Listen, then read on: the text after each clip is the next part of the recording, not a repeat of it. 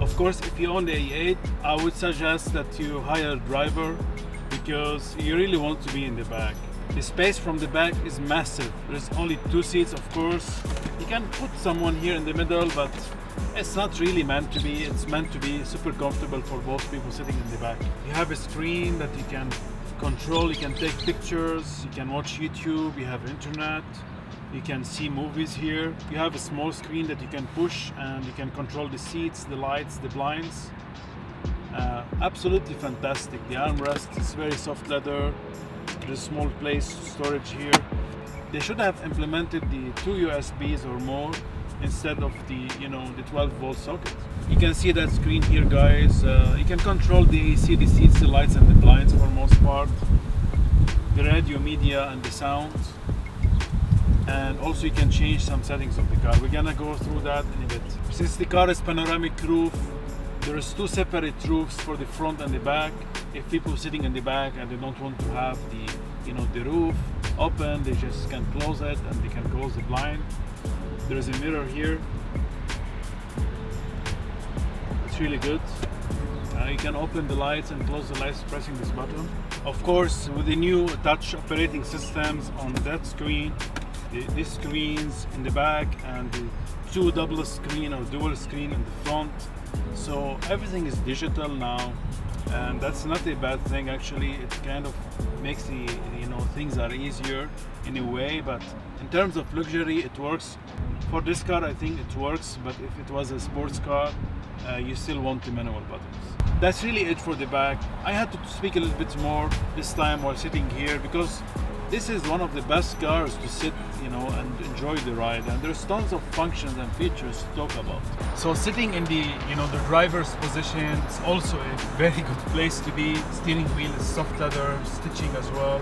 You can see the hexagon shape. It follows the bumper shape, which is great. We had the same, I believe, the A5, the RS5 from the inside, but not with the A8 because the dashboard is all vertical and it's aligned. Having said that, great steering wheel. Pedal shifters are very good. They are not from plastic, they are from aluminum. They are one step higher than the rest of the range from Audi, that they tend to downgrade their pedal shifters quality to plastic. The seats are fantastic. You can press them forward, backwards, tilt them up, tilt them backwards, let them hug you. You have lumbar support. The steering wheel also, it's electronic, so you can adjust it the way that you like it. You can set the 2 different memory here. So pressing 1 takes it back to the previous setting. Also you can set the profiles and you can save everything inside. Also the handrests, you can open them separately in 2 parts and it's fantastic. Here you have a SIM card, the SD, and the 2 different USB. There's buttons here, there's a volume knob and to change channels. You have voice control or voice command, and you can put the map in night version or color to receive calls. You have so much information here displayed from the digital instrumental cluster, the touch screen here 10.1 inches, and the below touch screen. The view here is the map. You can press again and enlarge it and make the speedometer, the RPM, smaller. If you press right, you can check the date and time. You can use that knob here to change different information, energy consumption, driver assist mode, etc.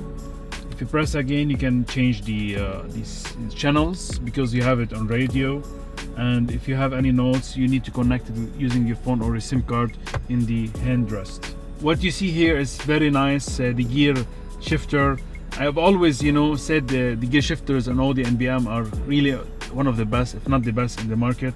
It tend to have the same design as VW, so at least they are giving the good materials for VW now. This is the on-off feature, so you can turn it off from here, lane assist from here. This is the blinds, the digital display that you can turn it off and on from here, and to turn off the screen pressing this button. You also have the auto hold option.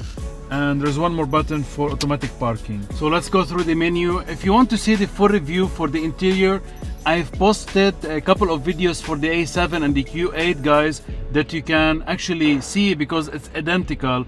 And actually the other cars, some of them, they had a little bit more features.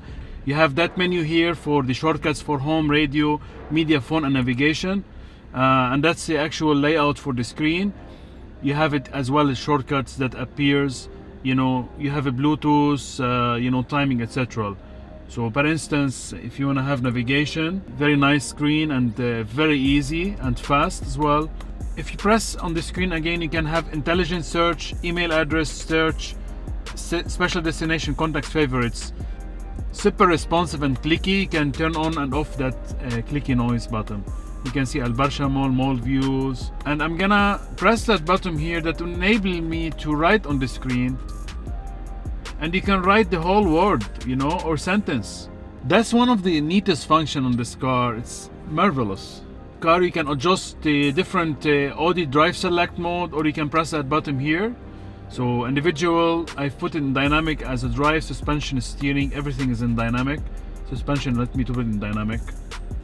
You can lower the car and raise the car, you see, the way that you want it. Light and vision, you have exterior lighting.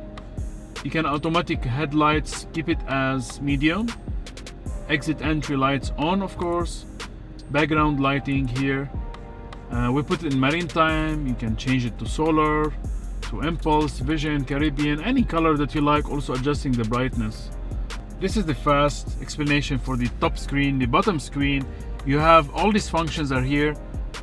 Auto on off for, you know, for the car to stop or start again based on, you know, on your needs. Lane assist is off. If you press here, you make the screen smaller and more visible, or you can enlarge it. This one will enable the blinds to open and close just from the back, the head-up display, and to turn off the screen. The screen is mainly used for the AC. All different AC functions are always, you know, saved here on the bottom as well. So you have ventilation, heated 3 function, ventilated 3 function. AC is on or max, so it will just be automatic. You can turn it off from here. The auto circulation air, you can do the same for the passenger. You can decrease and increase by pressing that button or scrolling up and down. The different air, you know, outcome. The fan speed, same thing. So it's a brilliant system. If you press on that button here, you can see the you know, the bird view for the car. The crystal clear quality of the camera is fantastic. You can mute even the radio while using the camera, and you can turn off the screen. If you press here, you have different, you know, angles of the car. This is the front with the lines. I think it's very nice function. I don't like the bird view. This is the side of the car, very cool.